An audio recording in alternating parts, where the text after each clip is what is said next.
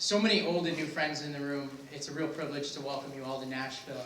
Turns out all we had to do is do a summit to get some of you to visit me. Shame on you.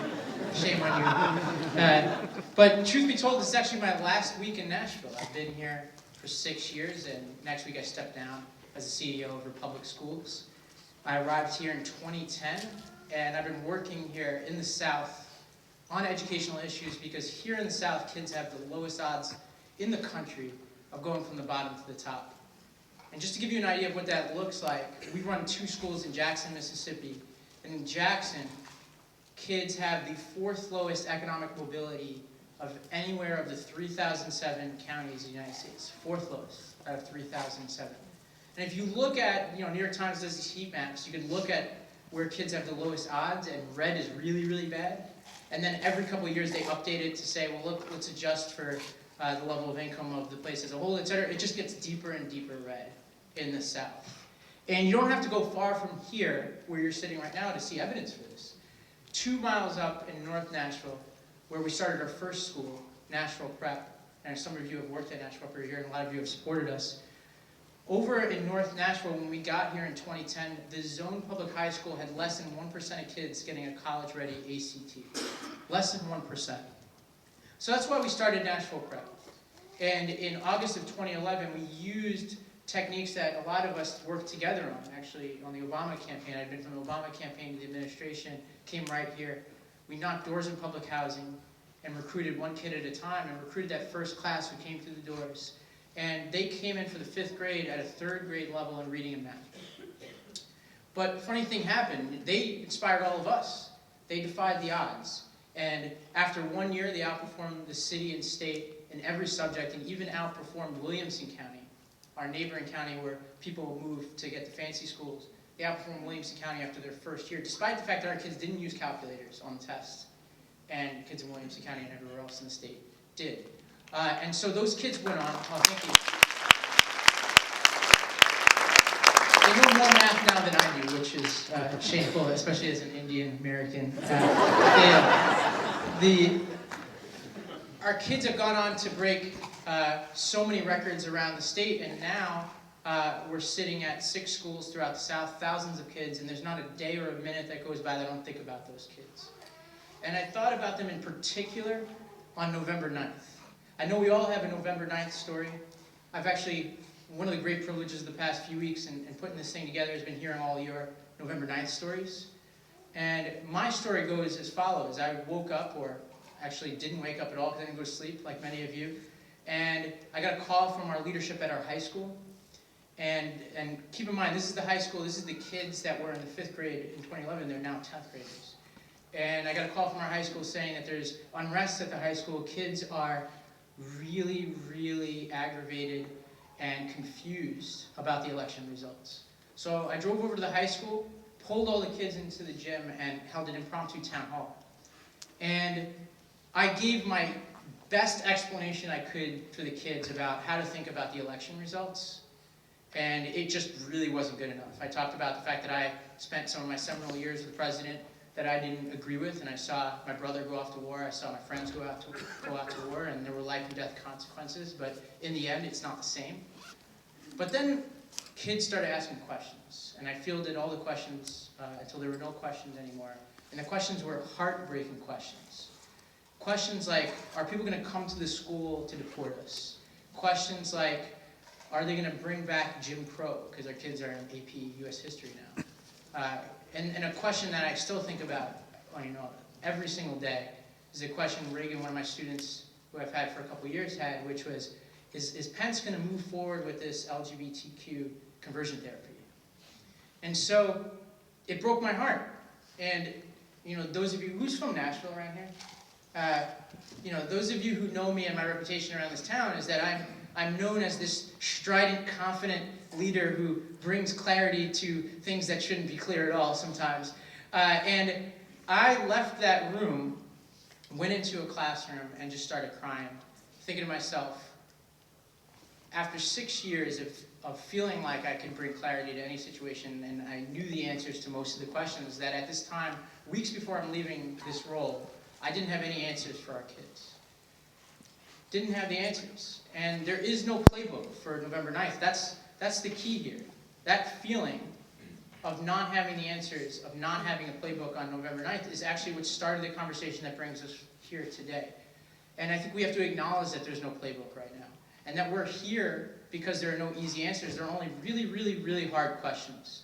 And we have to start with those hard questions and one step at a time begin to answer them. And as Jason said, we are not going to even get you halfway there to the answer to those questions. That would be silly. But we're taking a few steps forward together before the holidays, before the inauguration, to say, we are going to pull each other up and we're going to start to answer these questions. And so after I left that school, I got into the parking lot and the work began. And I called my good friend Jason, who you've all got a chance to meet now. He was, just a little bit about Jason, he was my law school classmate, he was my roommate on the campaign, and he's the future 2020 People's Sexiest Man of the Year. And so you should feel privileged to have met him. And I'm glad I don't have to come after him. But the movement started there, and Jason and I had a conversation in the parking lot. I actually called a few of you in this room, in the parking lot of that school. And we started to talk about, what are we going to do? What can we do, not 3 months from now, not after the inauguration, not the midterm elections, not the 2020 presidential election, but right now, what are we going to do? And we started fixating on this quote from back in the campaign days when then Senator Obama said, "We are the ones we've been waiting for." And I have to say, at the time that he said that quote, it was kind of corny to me, to be honest. Like, it felt corny, it felt like high rhetoric. And if you remember, the senator at the time had this speech about the Joshua generation. And that stuff, to be honest, didn't really have as much meaning, nearly as much meaning as it has now. When we have somebody, if you, and people here have different political beliefs, but if you really believe in this president, like some of us do, and you've gotten comfort from the fact that he's the most powerful person in the world, we have taken so many things for granted over the past 8 years. And although he's going to be unbelievably capable, and we're going to learn about some of that work that he's going to do after the presidency, he's going to be unbelievably capable as a former president, he will no longer be the most powerful person in the world. So we are the ones we've been waiting for. And we are that Joshua generation. And that is scary, but it's also empowering for all of us here. So that's where we started. And that could be summed up as saying, we are going to enter the arena. We must enter the arena. And thank you. And some real talk here. Some people here have been in the arena. We've heard from some. We're going to hear from a lot more who've been in the arena, like, in the fullest possible extent. And those people should be applauded. They're our heroes. A lot of us have been kind of in and around the arena. You know, we've been in and out of the arena. We've kind of sat down, tried out the chairs, walked to the concession stands, but we're not fully in the arena, some of us. And I've been racking my brain since the election to think about what is going on, and I can only start with myself and kind of project out a little bit, but also share some of the things that we've talked about since the election. And one assessment is that a lot of the people here, I know a lot of you, and I've read all of your bios, a lot of people here had really early success in life. So hands up if you were on the Obama campaign 08 or 2012, right? Lots of people. So a lot of people had early success being on seminal historic campaigns early in life. So you could always pass the Thanksgiving test when you go home. Everyone wants to talk about whatever it is that you're doing, right? So that's one. Second thing is, people here, a lot of you went to really fancy schools. I was reading all your bios. Really impressive, really smart people here. It's very intimidating. The third piece is, there are a lot of people here who've been written about by national publications and put on whatever who's who list that exists. And I've watched you guys since I've been down here, and I'm so proud of you. Like, it's been amazing to see you recognized, and it's kind of ascended into adulthood kind of together since the 07 and 08 campaigns. But those successes are actually becoming problems for a lot of us, because people have so much to lose, and when that's combined with the fact that you all know too much about politics, probably. You know, there are a lot of great politicians say they were naive when they first ran, didn't know how hard it was going to be. You all know how hard it is, most of you, because you've been next to people. You've helped people become elected. Some of you have run and won, some of you run and lost. And so the combination of the things that you have to lose with the fact that you know a whole lot about the political system and what it means to run for office means that a lot of you have been asked, and I love to ask people when they run for office, I ask you, your friends ask you, your parents ask you, you're going to run. You say, yeah, I've been thinking about it. Like, and for years you've been thinking about it, right? And to quote my old law school dean, we're going to die with our options open. You know? Dean Code. And so the people in this room have got to get up. We've got to get up, and I even mean this about myself. I, like you, I read your surveys, right? And everybody here's got something embarrassing that they've done, and we're going to hear from some folks who've run and won with some pretty, like, big mistakes. And a lot of people in this room have made big mistakes. I certainly have. One day I'll fully share those mistakes with you, but that will not be today. But it is okay, and we'll talk about what that means. It is okay to have made mistakes, right? Lord knows our president-elect has made some mistakes, and he just won the highest office in the land. So don't be so hard on yourselves. Why? But why do we have to enter the arena in all seriousness? Why do we have to enter? You all have your reasons. You have kids, right? A lot of you have kids. You think through their eyes. I'm going to come back to the kids that I know, because I don't have kids of my own yet. The kids that I talked about who walked through our doors in August 2011 are 2.5 years away from college, basically adulthood, right? And these kids are not talked about in this post-election analysis at all. And they're kids who are going to, whatever moniker we put on them, right? They're not going to be millennials. Whatever moniker we put on these kids, they know a world that is fundamentally different than everybody in this room knows. For their entire life, we've been at war. Think about that. For the majority of people here, we weren't at war at all, except for the Gulf War, until some of us were in college. A lot of people in this room. Right? So, and almost every single one of them wasn't even alive when 9/11 happened. It is a thing they read about in a history book. And most of them know in their head the president as a black person. Right? So the world that they think about is fundamentally different. And reassuringly, those kids who were in the 5th grade in 2011 will be voting in the next presidential election. Nobody's talking about this. Everything is looking back, right? There's every election we look back and say, what about this block of voters, and what about that block of voters, and how do we speak to this subgroup and that subgroup? But, you know, a lot of people are here, and I read a lot of your responses because you're frustrated that the people older than you aren't listening to you. And we have to pay it forward to the kids that really need us the most. We have to start giving them answers to those questions they had in that town hall. We have to protect them before they can vote, and then we have to serve them when they are able to vote as citizens, and we have to support them to become our next generation of leaders. Because there has never been a time when democracy is more under threat, and this was before this past election. If you look at the data, right now, millennials in this country have a negative perception of democracy that is on par with people in Russia right now. This was written about in the Washington Post, right? And so our kids are on, and the younger you are, the less faith you have in democracy.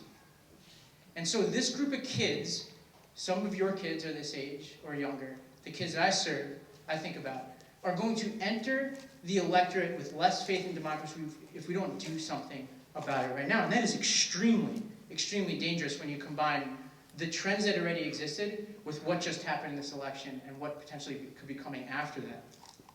So, we have to serve those kids. Why are people losing faith in democracy? There are a lot of reasons, but one huge reason, and I know Secretary of State Kander is going to talk about this, Congresswoman-elect Murphy definitely talked about this. One of the reasons, and it's not the only reason, I don't want to be simplistic here, one of the reasons why people in this country are losing faith in democracy is because a lot of our politicians don't talk like anything resembling a normal human being, right? So it's not that people should be like referencing TV shows and stuff, right? I don't want my congressman reading books, right? But it's like they don't have to have all of our failings, but they also shouldn't be speaking in talking points, as the Congresswoman-elect talked about all the time, right? Say something interesting, surprising. Have a group of positions that doesn't line up perfectly with what you need to get elected on, right? Take a risk, right? Whether it's on education, whether it's on the sharing economy, whether it's on regulation, right? You could be a Democrat who has some problems with some regulation. You could be a Democrat who's for charter schools. You could be a Republican who hates charter schools, right? Surprise somebody with an eclectic set of views that you came up with independently of the poll testing of your district, right? Abandon those talking points. I have spent the past 6 years obsessed about the lives of these kids, and I can tell you right now, that the electorate is only going to become more and more forgiving of any mistakes that you've made and more rewarding of your authenticity. It is going to grow in tremendously over the years. And so be yourself, and you'll be able to have fun doing it. But not all of you want to run for office. About 40% of the people who said they're coming to this event want to run for office, which actually, if you look at this room, is an amazingly huge number of people who want to run for office. That is the primary group that we speak to at this event. But at the same time, we've lined up a bunch of experts that will help those of you in the 60% also think about your lives. So first of all, if you're not going to run for office, really listen carefully to the people who do with the non-judgmental ear, right? Because it's so easy to say, if I ran, I would do this, or they made that compromise, or whatever, and I certainly have been in the peanut gallery. But we're here to celebrate the people who took that risk to put their livelihoods on the line, are able to go through the demeaning spectacle of running for office in this country in order to serve us, right? So I want you to learn something from the people that you see if you're not going to run for office, but we also have experts on redistricting, data analysis, marketing, political operatives, nonprofits. We're here to help you realize your vision. What should you expect from this event? Number one, we're not going to be oracles for you. Don't have the answers, right? We have lots of questions that we're going to work through together. Second is that we that put on this event are on this journey with you. I am tired. I'm not going to be anybody's leader coming out of this event. Nobody here is coming here to anoint themselves a leader of anything. We're here to be in a dialogue with you and walk alongside you. I don't even know what I'm doing after I leave, right? So I'm not here to bring some amazing clarity to you about what it is I'm going to do and where I'm going to take you, and nobody here who's listening on anything is here to do that. The third is that if you have something you're doing or some office you want to run for or whatever, do not sell anybody at this event. Just engage as a real person. Think independently, go to first principles. I promise you, you will get accomplished what you need if you just take a step back and have some fun. It's been some dark times, all right? So just have fun, be a good listener, meet people, figure out what makes them tick. And as a final piece here, just to talk about what it is you should expect in terms of programming, we put this thing together since November 9th. We had to make some tough choices. We had to be urgent about it. We made the decision that we're not going to be able to make you leave this place with a ton of skills that are going to be, top to bottom, this is what you need, you're ready to go, the next Obama, right? Not going to happen coming out of here, right? But what we can do is focus on, for those of you who've ever been dieting before, motivation is the number one factor in whether your diet is going to work. And so we're going to work mostly on the motivation piece in this room. We're going to motivate you to run, and more importantly, the biggest thing, whether it's dieting or politics, that's going to keep that promise is creating a community of people who are going to hold you accountable to that. All right? So that's what we're going to create here. In the meantime, though, along the journey, you're going to meet some amazing people. You're going to meet some elected officials who are going to share with you their stories. You're going to hear from former Mayor Carl Dean, who's going to talk about how you can have fun and change people's lives at the same time. You're going to hear from Mayor-elect Michael Tubbs, who's going to talk about how you can get through personal crisis and communicate authentically with voters and get through some of the things that some of you are thinking about right now. But it is my pleasure to tell you that right now, you're going to hear from Secretary of State Jason Kander, who Dan Pfeiffer himself anointed as the heir to Obama's legacy, so no pressure. Jason, somebody who ran a race, and I want you to really hear me on this one, through his loss, gave us hope. Through his loss, gave us hope. So everybody give it up for Secretary of State.